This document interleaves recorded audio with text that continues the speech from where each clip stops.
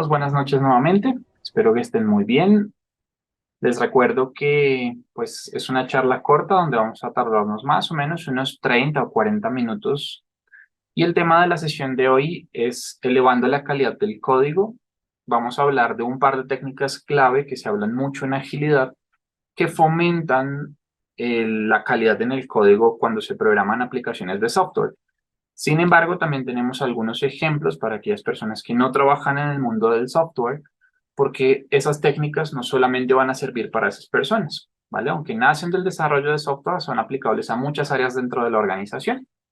Entonces, ahora sí, el tema que nos trae hoy es, pues, ¿qué es el desarrollo de software ágil primero? Y es que cuando hablamos de desarrollar software, nos referimos a una habilidad técnica, pero que cuando lo hablamos desde el lado de la agilidad, nos referimos a un tema que es totalmente colaborativo. El desarrollo de software en la agilidad no solamente depende de qué tan bueno soy yo como desarrollador a nivel individual, sino también qué tan dispuesto estoy a colaborar con mi equipo. Y esa colaboración se da en muchos momentos, desde los eventos que tenemos en prácticas ágiles como Scrum o XP, hasta en la forma en la que escribimos y documentamos el código, porque esa colaboración también va a depender en parte de cómo documentemos el código, de cómo subimos las cosas al repositorio y de todas las prácticas que al final, aunque son técnicas, ayudan a contribuir en la colaboración de los equipos. También sabemos que el desarrollo ágil de software se enfoca en que el tema de las aplicaciones sea evolutivo, es decir, que a través de las iteraciones, a través de los incrementos o de lo que a veces conocemos como sprints, vayamos mejorando cada vez la calidad de nuestro código o agregando nuevas funcionalidades a las aplicaciones que desarrollamos.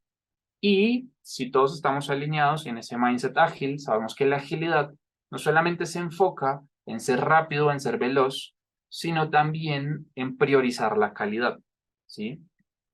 Y pues digamos que si trabajáramos aplicando prácticas ágiles, deberíamos evitar lo que tiene esta imagen que vemos acá en la derecha, y es que pues nos pasa que a veces, por no colaborar, por no seguir buenas prácticas, escribimos nosotros un código, ¿sí? Y luego olvidamos para qué sirve, y como nadie está enterado del código, entonces pues ese código se vuelve insostenible y por ende más adelante hay que reescribirlo.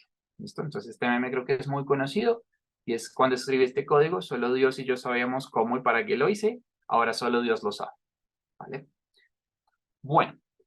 El desarrollo de software, cuando hablamos del desarrollo en un ambiente ágil, pues tenemos un elemento que es clave, un pilar fundamental, y es que hacer las cosas más rápido, hacer las cosas en un entorno ágil, también requiere que las hagamos con mayor calidad, ¿sí? Ponerle bastante prioridad a la calidad del código en este caso, no solamente agregar nuevas funcionalidades, es importante, porque cuando hacemos código que está mal hecho, vamos a tener normalmente una afectación en la velocidad del desarrollo. Cada vez que se quiere agregar una característica, hay que entrar al código y tratar de descifrar qué es lo que dice ese código. Por ende, entonces, pues nos vamos a tardar mucho. Incluso a veces, pues tener que reescribir código para poderlo hacer funcionar, porque no entiendo cómo otros de mis compañeros o personas que hayan pasado por la organización, que hayan tocado ese mismo código, participaron de él, pues hace que cada vez agregar una característica sea mucho más lento. Lo otro, pues es que eso naturalmente aumenta los costos. He visto en muchas organizaciones donde tienen que reescribir fragmentos completos muy grandes de código porque no se siguen mejores prácticas, o porque cada desarrollador tiene libre albedrío de poner sus ideas y plasmarlas en el código sin seguir ningún tipo de estándar o convención. Eso también afecta la escalabilidad del código, nos dificulta claramente la colaboración, porque prácticamente que mi pedazo de código se vuelve solamente entendible por mí, y el que escriba mi compañero solo lo puede entender mi compañero. Entonces colaborar en ese ambiente es muy difícil. Aumenta normalmente la calidad de errores, y pues si tenemos problemas, la satisfacción del cliente también se va a ver afectada. Esta imagen, otro meme también bastante popular en internet, creo que resume en gran parte lo que sucede cuando tenemos código revuelto, código sin mejores prácticas, y es que cuando tratamos de hacer integración continua, que es por ejemplo una de las prácticas ágiles comunes en DevOps, esa integración continua termina con un montón de trozos de código que, aunque sí agregan la funcionalidad esperada por el usuario final, pues realmente cuando uno abre el código se vuelve prácticamente poco sostenible, ¿cierto? Y normalmente, pues los product managers, los product owners, ese tipo de roles, se enfocan mucho en que las funcionalidades estén disponibles. Al usuario final le interesa mucho que las funcionalidades estén disponibles y solo se preocupan de eso. Y entonces nadie se preocupa por el código. Y eso al final sabemos entonces que puede convertirse en un grave error, cuando no hay nadie responsable del código. De hecho, hoy en día en organizaciones que trabajan con software, es muy popular hablar de los code owners, gente dueña del código, que se encarga de vigilar las mejores prácticas y la aplicación entonces de estándares de calidad en la organización a lo que se viene codificando, que es muy parecido a lo que a veces, por ejemplo, se hace con las normas ISO al poner personas que vigilan el sistema, ¿cierto? Buscamos entonces que todas las operaciones y la documentación y lo que hacemos como empresa siga, entre comillas, un estándar o un conjunto de buenas prácticas, ¿vale? Es incluso, vemos esta estadística, nos dicen que implementar métodos ágiles puede aumentar enormemente la calidad del producto, en algunos casos hasta un 250%. Además, demostró que los equipos ágiles trabajan un 25% más productivamente. ¿Sí? Ahí les dejo el link a esta presentación, obviamente se las vamos a compartir para que ustedes puedan leer el caso y ver cómo la agilidad puede aportar también en otros indicadores, no solamente en el de la calidad del código, sino en otras mejoras dentro de las organizaciones. ¿Listo? Ahora bien, cuando hablamos de calidad del código y cuando hablamos de desarrollo de software, hay muchas técnicas que nos podemos encontrar que pueden aportar a la calidad del código. ¿Sí? Acá tenemos algunas de las más importantes. Una es la refactorización, de la que ya vamos a hablar un poco más en profundidad. Otra es la gestión de la deuda técnica, otro elemento bastante importante, un pilar central, por ejemplo, en prácticas como Scrum. El Test Driven Development, que se menciona mucho en una mejor práctica que se llama XP para desarrollar software. El pair programming, el mob programming, que es comenzar a aprovechar el conocimiento de uno o varios de mis compañeros para desarrollar en conjunto una solución. Las sesiones que se llaman code reviews, definir muy buenos criterios determinados, tener propiedad colectiva del código, lo que les decía hace un momento, que si yo diseño un código, aunque yo lo haya diseñado y aunque yo lo haya desarrollado, es importante que mis compañeros también entiendan lo que yo puse en ese código. En la propiedad colectiva del código, por ejemplo, aparecen sesiones en las que compartimos con los demás las soluciones que hemos plasmado en el código. No solamente demostración de funcionalidades, como haríamos, por ejemplo, al final de un sprint, sino también hacer demostraciones del código, para que el código no solamente sea mío y lo entienda yo, ¿vale? También voy a recibir retroalimentación y tal cual como lo haríamos con una revisión del sprint, podemos aplicar eso a las revisiones del código. De pronto no con la misma frecuencia, pero sí podría ser una buena práctica para implementar. Y temas como la integración continua, ¿vale? Que nos pueden ayudar en este tema. Durante esta charla nos vamos a centrar en tres elementos clave. Uno, la refactorización. Dos, la gestión de la deuda técnica. Y tres, el Test Driven Development. Estos demás temas los pueden encontrar en próximas charlas que vamos a hacer, en donde vamos a profundizar sobre otros elementos importantes cuando se habla de agilidad aplicada al código o al desarrollo de software. Entonces, quiero que hablemos de este primer concepto, que es la refactorización, ¿vale? Es muy probable que los que estén conectados y trabajan en desarrollo de software conozcan este término, y es que la refactorización se refiere a reorganizar estructuras o partes de mi código sin agregar ninguna nueva funcionalidad, y esa es una de las primeras reglas cuando hacemos refactorización. Y es que la refactorización no es agregar nuevas funcionalidades, es solamente arreglar código, mantener código, aplicarle buenas prácticas, por ejemplo. Suele pasar que, no sé, yo entro novato a una organización y desarrollo un código para cumplir con una funcionalidad que me ha pedido el negocio, pero cuando hago cursos o hablo con colegas o por experiencia propia, me doy dando cuenta que ese código que hice en el pasado no seguía las mismas buenas prácticas que sé hoy en día. Entonces, un momento en el que yo puedo hacer refactorización es ese, en el que cuando adquiero nuevo conocimiento, me siento y reescribo partes del código, le aplico nuevas mejores prácticas a ese código existente, aunque no agregue ninguna funcionalidad, ¿vale? ¿Para qué se hace la refactorización? Para mejorar la facilidad a la hora de comprender el código, para cambiar la estructura o el diseño del código, para eliminar código que ya no estemos utilizando, funciones que reescribimos, código comentado, cosas como esas, o para facilitar el mantenimiento en el futuro, ¿vale? Decíamos entonces que esto es fundamental, o sea, prácticamente este es un pilar central cuando se desarrolla software y se quieren aplicar prácticas ágiles, ¿vale? Así que veamos algunos ejemplos de qué significaría refactorización para que podamos entender un poco mejor, ¿vale? Entonces, una de los ejemplos, ¿sí? Es este que tenemos acá y es el de separar funciones. Podría ser que yo defina, por ejemplo, una función que haga varias tareas a la vez, ¿sí? Entonces, en esta función tenemos acá el antes. El antes es que una misma función hacía una suma, hacía un promedio y mostraba los resultados. Todo se hacía dentro de una misma función. Sin embargo, las buenas prácticas me dicen que yo debería tener una función por cada cosa que haga mi código. Entonces es mejor, aunque el código quede un poco más largo, dividir en varias funciones. Una función que calcule la suma, me retorna el resultado. Una función que calcule el promedio, me retorna el resultado. Y otra función que muestre los resultados. ¿Vale? Esto, aunque hace que el código sea más largo, hace que cada función sea independiente, hay menos probabilidad de falla en esas funciones. Además, que si yo tuviera que reemplazar algo dentro de la función, puedo ubicar fácilmente la función específica. También encontrar el código o la funcionalidad va a ser más sencillo, porque cuando hay una misma función que hace muchas cosas, ¿sí? Voy a tener entonces problemas más adelante para encontrar en dónde es que está fallando, por ejemplo, o en dónde necesito aplicar la mejora. Otro ejemplo que es bastante sencillo y que puede aplicar también a veces cuando se hace una página web, un proyecto de diseño o incluso un código de software, es que tenemos una paleta de color o un código CSS infinitamente grande, donde hay muchos estilos, muchos diseños, muchos colores que se pueden aplicar de una paleta gigante de la que yo puedo elegir. Y entonces una posible refactorización es disminuir, por ejemplo, la paleta de colores o disminuir la cantidad de CSS que tiene mi aplicación y hacer que las cosas compartan código, que sean más comunes entre sí. Así hay como menos opciones para elegir y por ende va a ser más fácil de mantener, ¿vale? Otra posible forma de refactorizar es cambiar los nombres de las variables.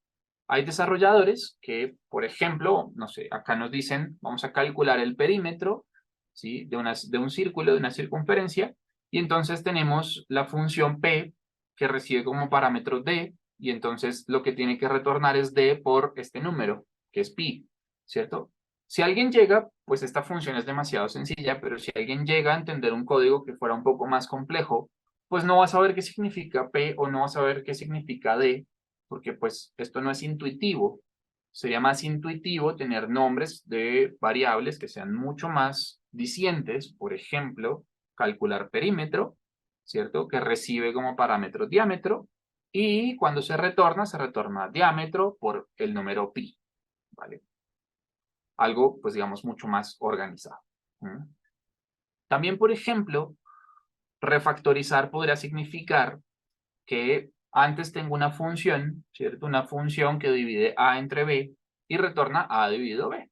Pero si falla, pues yo no voy a saber dónde falló o qué falló, porque no tengo manejo de errores. Entonces yo podría agregar, por ejemplo, un aviso de error que sea bastante diciente, ¿sí? Y que me diga en el momento en el que el código falla, pues qué falló dentro de ese código, ¿vale? Lo otro que también es una buena práctica a la hora de refactorizar, por ejemplo, es agregar sistemas donde yo puedo visualizar todos los errores que salen de mi aplicación. Por lo general, ¿sí? Las aplicaciones generan un archivo en texto plano que se llama un log, ¿cierto? Un archivo .log. Pero leer ese log pues es difícil porque es un texto plano que puede tener infinitas líneas. Entonces yo puedo crear un sistema de monitoreo para esto hay infinidad de aplicaciones gratuitas. De hecho, pues acá hay una que se llama Better Log Viewer, ¿sí? Que lee esos archivos de log y los clasifica, les pone un buscador, los organiza por criticidad, etcétera. Esto me ayuda a mí también a depurar el código de una mejor manera y podría ser considerado refactorización, ¿vale? Tenemos, por ejemplo, otra función, ¿sí? Que podríamos, y es simplificar funciones, ¿vale? Este código que encuentran acá a la izquierda es el código en HTML de un formulario en el que, por ejemplo, nosotros en la página web de CCTI, cuando pedimos un dato, no sé, pedimos un formulario de matrícula para alguien que compra uno de nuestros cursos, pues creamos una página con estos campos en HTML, ¿cierto? Y este código pues se repite, fíjense que tiene una estructura donde hay muchos inputs y por ejemplo todos los que son type text, pues lo único que les cambia es el nombre y el placeholder, ¿vale?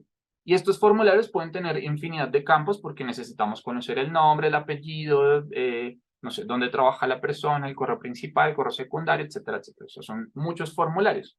Y en la página, por ejemplo, dependiendo del uso que tengamos, pues llegamos a tener incluso más de 30 formularios que repiten código, porque si se fijan la estructura es la misma. Es mejor, por ejemplo, para este caso lo que hicimos fue organizar todos los nombres de los campos en un arreglo, ¿sí? Y lo que hacemos es recorrer con un ciclo for, recorremos ese arreglo donde están solamente los nombres de los campos y el tipo de campo, ¿vale? Así entonces, por ejemplo, en nuestro caso pasamos de tener la aplicación de los formularios, donde guardábamos toda esta información que tenía más o menos unas 1000 líneas de código, pasamos a un código de apenas 50 líneas que hace exactamente lo mismo, y el punto de falla es menor porque solamente necesito organizar ese arreglo de datos. No necesito mirar campo por campo en donde hay un punto de falla, ¿vale? Eso también sería otra forma de refactorizar. Y como les decía, la refactorización lo estamos viendo ahorita aplicado al código, pero no necesariamente aplica únicamente al código. Me gusta mucho este ejemplo de refactorización. De hecho, les voy a mostrar el video. Regálenme un segundo, lo abrimos. De hecho, lo voy a dejar sin sonido. Es un video relativamente corto, se los voy a explicar mejor. ¿Sí? Y es que todos conocen la franquicia de McDonald's, ¿cierto? La de las comidas rápidas.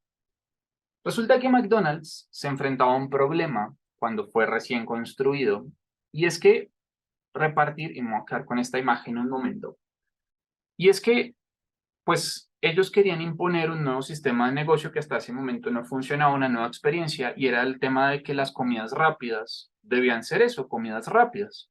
Hasta ese momento, pues otros negocios que vendían hamburguesas, pues lo hacían de forma tradicional, en un restaurante, le traían una carta a la persona, y la persona entre multiplicidad de opciones podía elegir la hamburguesa que quería, la preparaban, se demoraba un tiempo y pues hasta que le llegara a la mesa.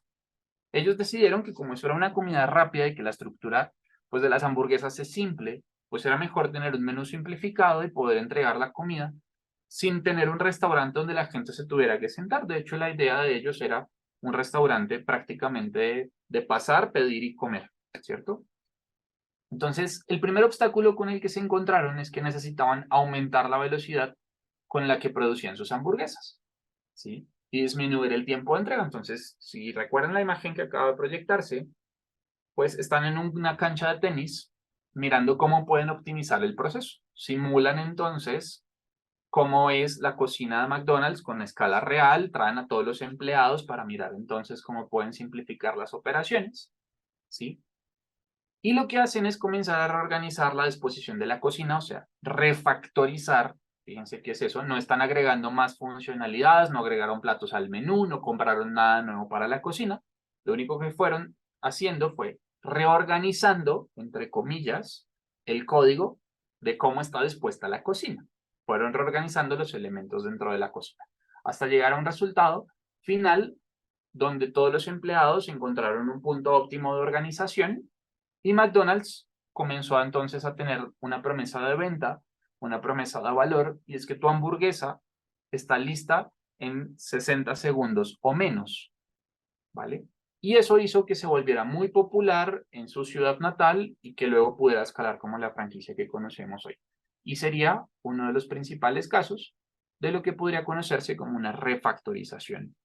En este caso, la refactorización de un proceso, ¿sí? De un proceso comercial, un proceso de negocio. Me lleva a una cancha de tenis y dibujo. ¿Listo? Bueno, vamos a hacer un momentico para que no se reproduzca. Listo. Y entonces, Otro ejemplo de refactorización podría ser, por ejemplo, cambiar un sistema de pagos tradicional a un sistema de pagos electrónicos. Si ustedes se fijan, el objetivo del proceso sigue siendo el mismo, recaudar el dinero por las ventas que hace la empresa, pero, pues, por ejemplo, recoger todo lo que nos entregan los bancos, hacer que la gente tenga que ir a hacer fila y demás, pues es algo difícil. Refactorizar el proceso es simplificar el proceso sin agregar nuevas funcionalidades, porque lo que estamos haciendo es mejorando la forma en la que se recauda el dinero dentro de la organización. Y lo mismo podría pasar, por ejemplo, con un trámite como el de firma electrónica. ¿Listo? Esos serían ejemplos de refactorización. En otros campos del negocio. Fíjense que no es agregar más funcionalidades, sino mejorar funcionalidades existentes. Y si lo lleváramos al código, pues es mejorar la calidad del código para más adelante obtener beneficios de ese código mejorado. ¿Listo? ¿Cuándo deberíamos refactorizar?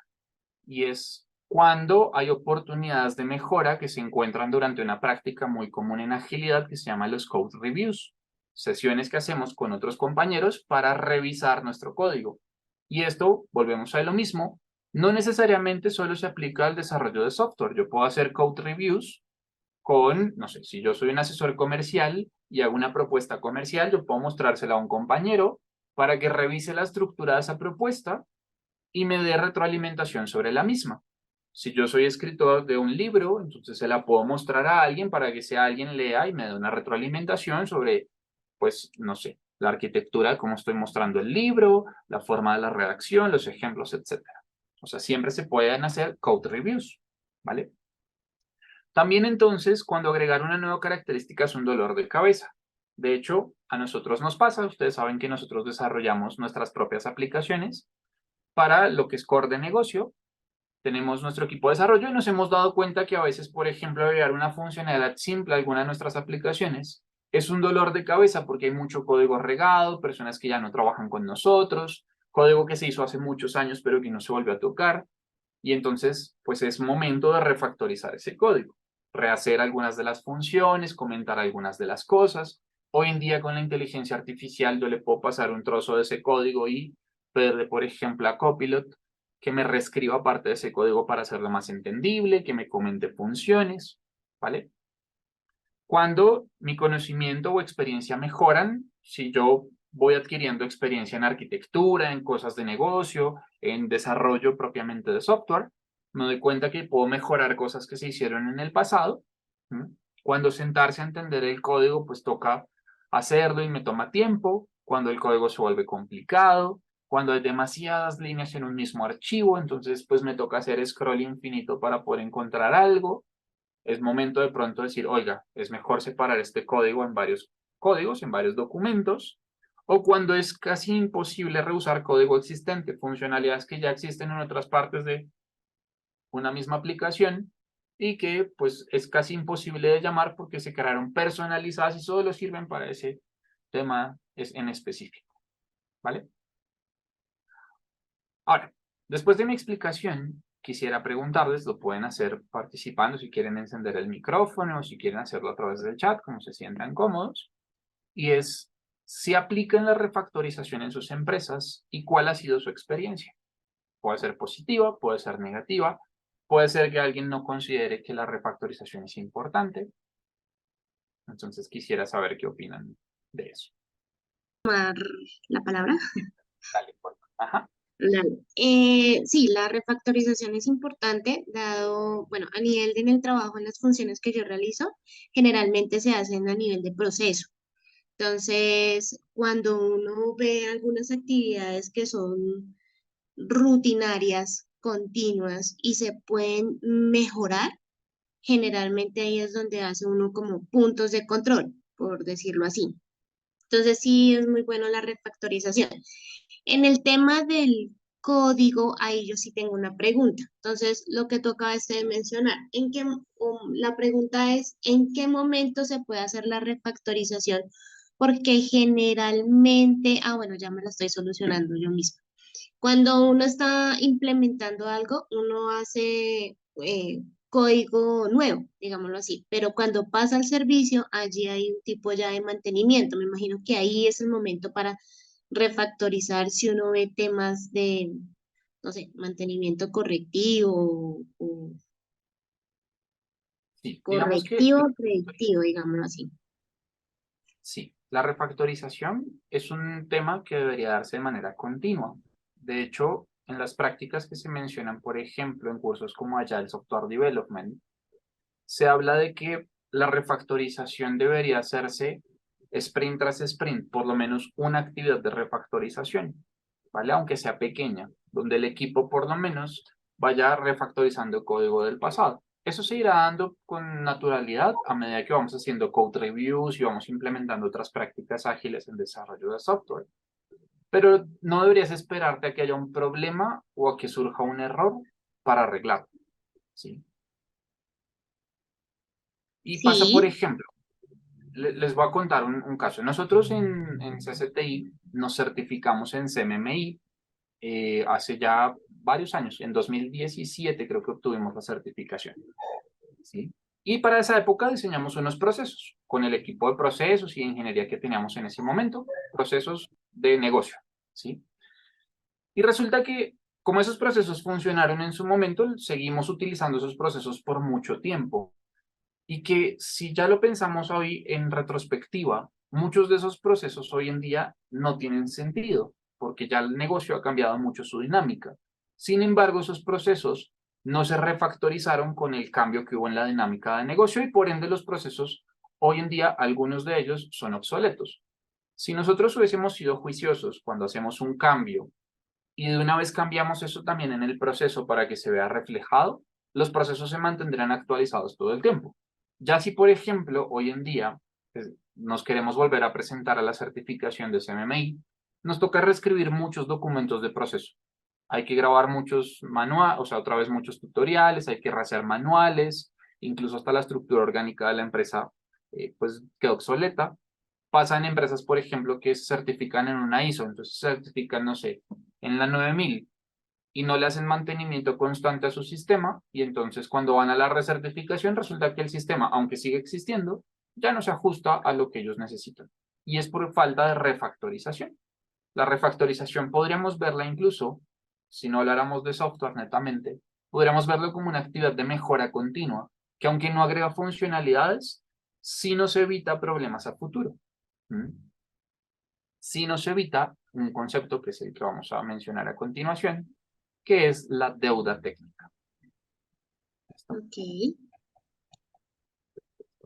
No sé si alguien, mira, por acá nos llegaron algunos comentarios en el chat. José, también levantaste la manito. Sí, señor. Bueno, de mi parte, pues considero que refactorizar es algo que debe implicar, digamos, un esfuerzo a nivel organizacional y a nivel del equipo y realmente va muy de la mano de esos acuerdos en que se llega con negocio, ya que negocio siempre quiere, pues, nueva funcionalidad, pero al final, si se quiere un software mantenible en el tiempo, es necesario incluir una carga dentro de ese sprint para que sea posible hacer, digamos, la generación, o sea, realizar una generalidad en lugar de seguir haciendo hitos que repitan cierta funcionalidad en el código. Al identificar esa deuda técnica y empezarla a tener priorizada y con el permiso ya de la organización, se puede llegar a mejorar la calidad y a futuro, pues hace que la vida útil del software sea mucho mejor. Total. Y creo que acabas de decir algo que me parece supremamente importante y es cuando se planifican los proyectos de desarrollo de software, siempre se debería considerar un tiempo para refactorizar. Saber que ese tiempo, entre comillas, no se va a utilizar para agregar ninguna funcionalidad, solo va a ser una labor de mantenimiento. Muchos expertos en software aseguran que la refactorización puede tomar desde un 15 hasta un 20% del tiempo del desarrollo. Es decir, por cada 10 horas de desarrollo es posible que tengas que invertir 2 adicionales en refactorizar y que siempre deberías mantener esa holgura de tiempo en tus actividades. O sea, si vas a planificar un trabajo para 10 horas, porque sabes que te demoras 10 horas completando el ciclo, pues pide 12 para que tengas la posibilidad de refactorizar algo si fuera a llegar necesario, ¿sí? Y eso significa que los product managers o quienes estén detrás de, por ejemplo, una gerencia de proyecto, deberían considerar la refactorización como una actividad clave. Y eso entonces también es una labor importante, y es que no solamente los desarrolladores son responsables de la refactorización, sino que negocio debe ser consciente que la refactorización es importante, porque si no te dan el espacio, si no aceptan la holgura, o si solamente te juzgan por la velocidad de entrega de nuevas funcionalidades, el código más adelante se va a volver insostenible. Que de hecho me trae a colación a esta imagen que sigue acá en nuestra diapositiva, y es que no sé si ustedes han visto esto, pasa por ejemplo con los proveedores que instalan internet, proveedores que instalan luz eléctrica, ¿cierto? Que tienen que trabajar con cableados en postes. Y es que, pues a medida que me van pidiendo velocidad, pues cada técnico llega y pone el cable. Y entonces, pues si sobro cable, lo enredo ahí, y entonces este lo paso por encima y luego este lo paso por debajo, y si me toca instalar una nueva caja, pues entonces en vez de reemplazar la anterior, pongo una caja anexa ahí abajo, y tengo cable viejo y cable nuevo, etcétera, etcétera, etcétera.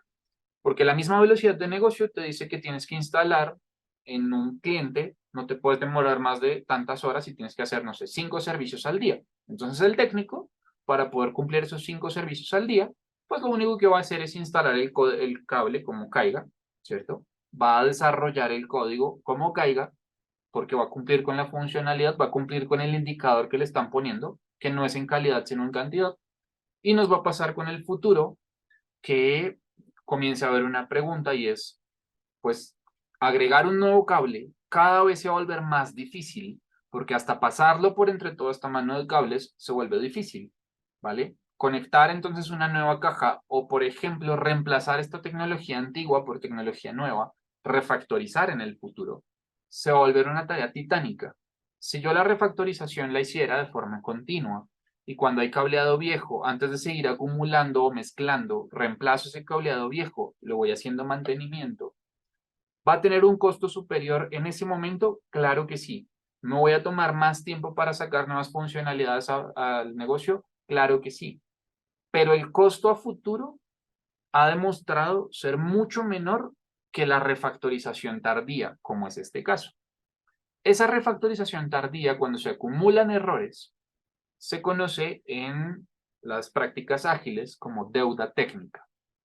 Y es algo que nosotros deberíamos evitar, la deuda técnica, que es el siguiente tema del que vamos a hablar, ¿sí? Y es que la deuda técnica la describe Ward Cunningham, que es uno de los autores del tema del desarrollo ágil de software, ¿sí? Como un préstamo bancario, ¿sí? Yo necesito, no sé, acelerar la compra, me quiero comprar un bien que no me genera ingresos, no sé, me quiero comprar el televisor de última tecnología y no tengo la plata actualmente, entonces voy y tomo un préstamo, es tomar un atajo, ¿sí? Y lo consigo rápidamente. Tengo un beneficio inmediato, sin embargo, pues si yo no pago a tiempo, se me comienzan a acumular intereses, se puede volver una deuda impagable, a menos que yo tenga un plan de pagos y sea juicioso pagando mes a mes o quincena a quincena, como yo ya lo haya definido, las cuotas que me tocan. Con la deuda técnica pasa lo mismo. Yo puedo tomar un atajo, instalarle a un cliente el cableado de internet, ¿cierto? Voy a tener un resultado rápido, cumplo con mis 5 servicios al día. Pero si yo no le pongo en algún momento cuidado a eso y solo hago todas las funcionalidades tomando atajos, saltándome las pruebas, sin documentar, sin aplicar mejores prácticas y solo agrego funcionalidades a negocio, en algún momento se va a volver imposible de mantener ese código, se va a volver impagable esa deuda. Y normalmente para la deuda técnica no existe el mismo plan de pagos. ¿Qué es lo que yo les decía ahorita? La deuda técnica o la refactorización, que es lo que realmente evita la deuda técnica. Hay que aplicarlo de manera continua, porque si no en el futuro se vuelve muy difícil, ¿vale? Y tenemos algunos ejemplos de cómo se ve la deuda técnica en el ámbito del software, ¿sí? Por ejemplo, una versión antigua de algún sistema como Python o Java, ¿sí? Puede llevar a que luego, pues, cambiar esa versión sea muy difícil. De hecho, hace poco estábamos haciendo una consultoría en una universidad que estaba implementando un sistema académico. Ese sistema académico el viejito que tienen está en Java como en Java 3 y ya van en la versión 17 de las librerías que utilizan ellos en Java. O sea, llevan muchos años funcionando sobre esas librerías viejas, ¿vale? Necesitan agregar unas cosas nuevas al sistema y se está volviendo prácticamente imposible, porque migrar de ese Java tan antiguo al Java nuevo es casi rehacer todo el código. ¿Por qué? Porque no hicieron refactorización continua y si funcionaba, pues decidieron no tocar el programa, ¿cierto? Ya prácticamente no se consiguen desarrolladores que sepan de esa versión de Java antigua. A muchas personas les da pereza porque los desarrolladores jóvenes no quieren trabajar con tecnologías legacy. ¿Mm? Y por ende, pues cada día esa aplicación se va volviendo más insostenible. Agregarle funcionalidades nuevas ahora tarda mucho más tiempo. ¿Mm? Lo mismo con servidores antiguos. Entonces, si funciona, ¿para qué lo toco? Porque eso es normalmente lo que uno dice en desarrollo de software. Si funciona, no lo toques. ¿Sí? A mí me pasó realmente no hace mucho con una versión de Linux. Tenía un Ubuntu en una versión antigua, un 16.04. Y resulta que pues ya hoy en día no tiene mantenimiento para actualizaciones de seguridad, ¿sí?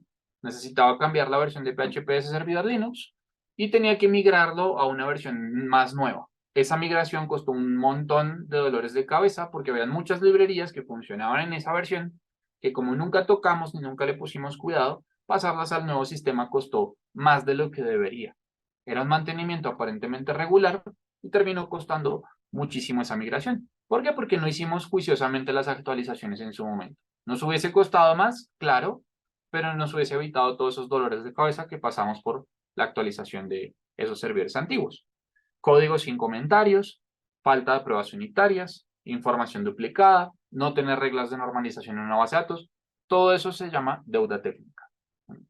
Ahora, en otros escenarios pasa lo mismo, ¿sí? Llevar facturación en un programa antiguo, entonces, o llevar la facturación manualmente, o no llenar el sistema, o, no sé, ideas de mejora que se comienzan a acumular sin ser atendidas, entonces no hay innovación, y así sucesivamente, ¿sí? Incluso, me parece, y hay una analogía de la persona que les mencionaba ahorita, ¿sí? De Ward, que dice que incluso él la deuda técnica la ve a nivel personal. Y es que muchas veces no queremos afrontar conversaciones incómodas con nuestra familia o con nuestra pareja. Y la acumulación entonces de esas pequeñas cosas que nos molestan, de esas cosas que no hablamos en su momento, esa deuda técnica, se comienza a convertir realmente en un problema a largo plazo. Si yo hago esas conversaciones incómodas, si yo hago esa refactorización, entre comillas, de hablar en su momento de las cosas que no me gustan o de expresar mis sentimientos a tiempo, no acumulo deuda técnica y por ende, más adelante, no genero problemas superiores o no voy a explotar fuertemente con mi familia, con mis jefes, con las personas que me rodean. Y me parece que también es un muy buen ejemplo de la deuda técnica, ¿vale? Entonces, la deuda técnica se debe pagar. La deuda técnica es algo que sabemos que si yo me salté alguna mejor práctica para poder entregar a tiempo, es algo que debo pagar. Es como una deuda en el banco que este mes de pronto pues me atrasé, pero sé que la debo. Entonces la deuda técnica siempre se planifica, siempre debería ir en el backlog, ¿sí? Y que cuando se identifica, por ejemplo, durante una code review, pues debería incluirse esa tarea en el backlog. En algún momento se tiene que priorizar y desarrollar porque la deuda siempre se debe pagar, por eso se llama deuda. ¿Listo? No atraso ni nada, deuda. ¿Mm? Entonces, pues es importante no agregar nuevas funcionalidades, o sea, no adquirir nuevos préstamos, no adquirir nuevos créditos hasta que no pague las deudas viejas. ¿Sí? Una persona que sea muy estricta en desarrollo de software no permitiría que se acumule la deuda técnica en el tiempo, porque bien sabe que en el futuro podríamos tener problemas pues bastante complicados para solucionar en el futuro. ¿Vale? De hecho, hay una página que me gusta muchísimo, se llama Refactoring Guru. Ahí les dejo el link. Como les decía, esta presentación se las vamos a enviar. ¿Sí? Es esta página web que están viendo ahí en mi pantalla compartida. Y es una página donde se habla de qué es la refactorización, cómo se aplica. Hay algo que se llaman los code smells, que es cuando puedo presentir yo que el código no está funcionando, ya con cosas mucho más técnicas que no estamos abordando acá durante la sesión, ¿sí? Y cómo se aborda cada uno de esos code smells, ¿vale? Que me parece también clave, sí, quieren profundizar en este tema de la refactorización y la gestión de la deuda técnica. Listo. Así que quisiera preguntarles si hay deuda técnica en algún área de su empresa. Pueden ponerlo ahí en el chat como hicieron ahorita, o pueden encender y contarnos. Buenas noches a todos. ¿Qué tal, Alexander? Hola, Max. Bien, bien. A ver, como una pequeña observación. Si bien es cierto que la refactorización nos ayuda a solucionar la deuda técnica, hay que tener en cuenta que no necesariamente refactorizamos porque tengamos deuda técnica. Es posible que nosotros en todo el proceso de desarrollo hayamos aplicado las mejores prácticas o hayamos aplicado lo mejor que podamos las metodologías de desarrollo de acuerdo a los tiempos que teníamos, pero siempre, aún que no tengamos una deuda técnica registrada, va a ser posible la refactorización, porque el software es algo que evoluciona, nunca es perfecto, absolutamente nunca. Por ejemplo, en mi caso realizo muchas factorizaciones, no porque tenga una deuda técnica específicamente, sino porque puedo o mejorar la legibilidad del código o porque, y sin que esté mal, ¿no? No necesariamente debe haber un error, no necesariamente debe estar mal, pero puedo mejorar la legibilidad del código. Algunas veces simplemente en un comité planteamos que en un futuro podría haber una característica que hiciera tales cosas y en ese comité determinamos que, o en la revisión de código, determinamos que podemos hacer refactorización para desde ahora, por ejemplo, mejorar el rendimiento del software, porque trabajamos con software industrial y entonces el performance es algo crítico. Y a veces hacemos refactorización no porque en este momento lo necesitemos, sino porque consideramos que podemos mejorar el rendimiento del software. Y esa refactorización se puede dar o por planes a futuro, o por crecimiento de la experiencia del grupo de desarrollo en el trabajo, o por incluso la adquisición de nuevo conocimiento. Los equipos de desarrollo son equipos que deben estar en constante capacitación, en constante formación. Entonces, algunas veces uno hace las cosas lo mejor que puede con el conocimiento que tiene en el momento en que lo hizo. Pero cuando el nivel de conocimiento crece y el nivel de experiencia crece, es un buen momento también para hacer un code review y hacer un proceso de refactorización que no necesariamente implique que hay una deuda técnica. La deuda técnica sí siempre nos va a llevar a refactorización del código porque, como dice Alexander, hay que pagarlo. Sí, Ese de sería hecho, me gusta tu apreciación porque es una actividad de mejora continua, de hecho.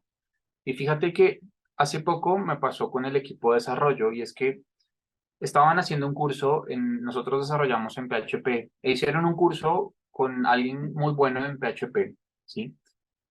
Y esa persona les mostró cómo se hacía, cómo hacía él una aplicación en un ejemplo de la clase, ¿sí? Y al otro día llegaron y dijeron, Alex, mira, es que ayer tal persona nos enseñó y vemos que hay la posibilidad de mejorar nuestro código haciendo esto y esto y esto, ¿sí? Y no era ninguna falla, no había problemas de rendimiento, nada. Pero realmente hacer ese cambio, sabíamos que puede traer mejoras de legibilidad para el código, de mantenibilidad, nos permitió agregarle comentarios. Entonces no es algo que para negocio fuera relevante, pero sabemos que es importante a largo plazo, ¿sí? Y de hecho hay una pregunta ahí en el chat, dice, y es, ¿hay que pensar a largo plazo en esa duda técnica? ¿Siempre es un proyecto desde cero? Y la respuesta es que sí, porque no importa que en este momento, ¿sí?, las cosas funcionen. Decía Max ahorita en su participación, yo puedo tener código que funciona, no hay ninguna falla, pero pues eso no significa que yo no tenga que pensar en la refactorización o en la gestión del lado técnico, por lo menos desde el lado de ir comenzando entonces a mejorar continuamente. Porque lo que sabe un desarrollador en enero no es lo mismo que sabe el desarrollador en junio, porque normalmente aprende, ve videos, hace lecturas, no sé qué, investiga. Entonces siempre puede aplicar mejora continua a su código, sin importar si no hay fallas o si incluso no hay deuda técnica. ¿Listo?